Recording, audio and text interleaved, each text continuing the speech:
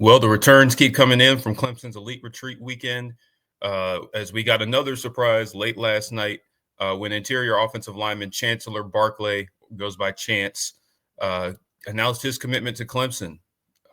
Just another win for Matt Luke on what is undoubtedly one of the biggest hot streaks in Clemson recruiting that we've seen in quite some time.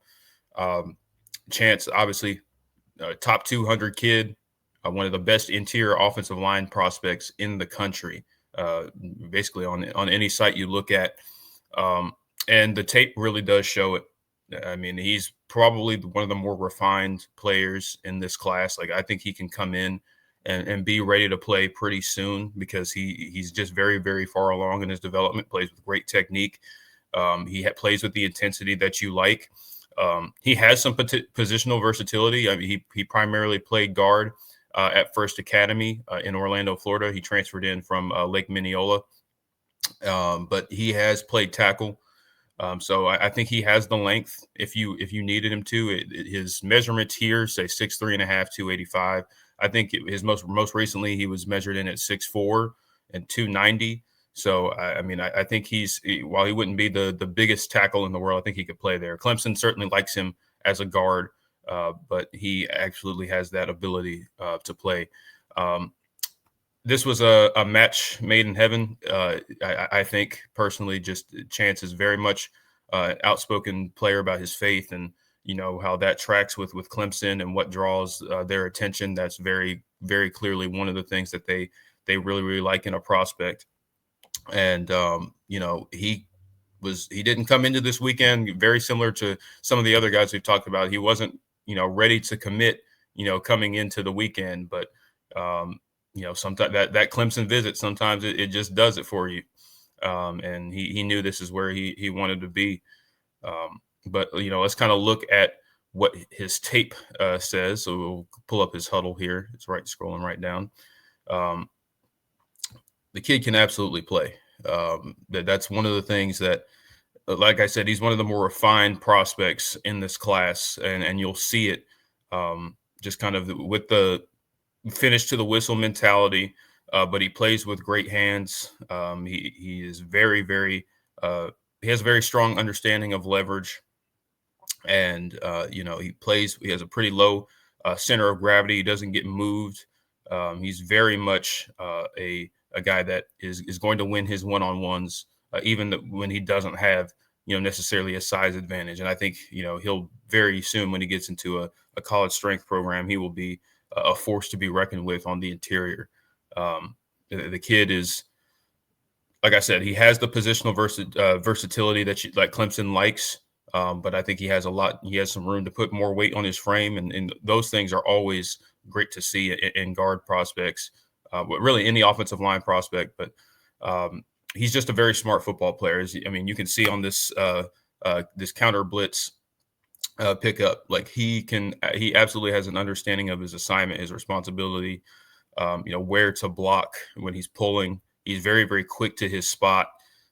These are all the things that you like to see out of young guard prospects, because sometimes that you can play with slow feet and very indecisiveness and not always understanding kind of what your assignment is supposed to be.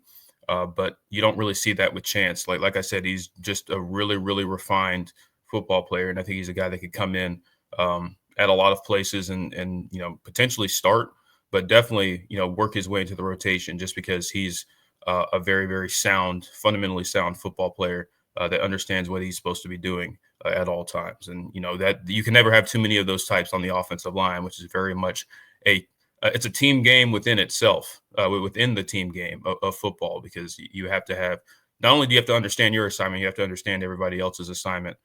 And you guys have to be working in tandem and communicating.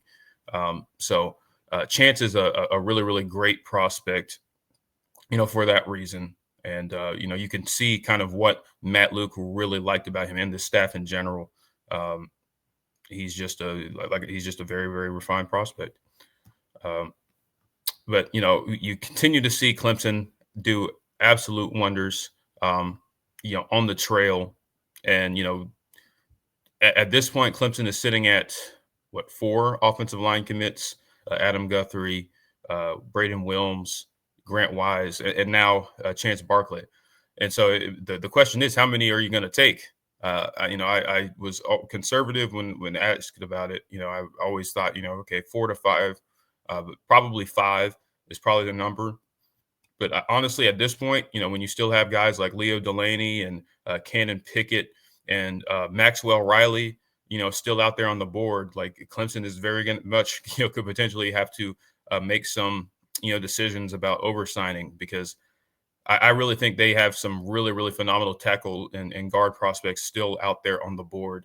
And honestly, with what you're going to be losing next year, I don't think you can have too many guys. And with the expansion of the scholarship limit and all of that, um, I think Clemson could do to take advantage of it. You can never have too many bodies, I think, on the offensive line. And we've seen for different Clemson teams over the last few years that, offensive line depth was very much a needed thing that you didn't have in some years. And so, with everything, like I said, with everything you're losing after 2025, there are going to be spots open. There's going to be a lot of room for upward mobility for even some of the freshmen, the true freshmen. So, I mean, listen, I think this is a fantastic pickup for Clemson, but I think this is still only the beginning.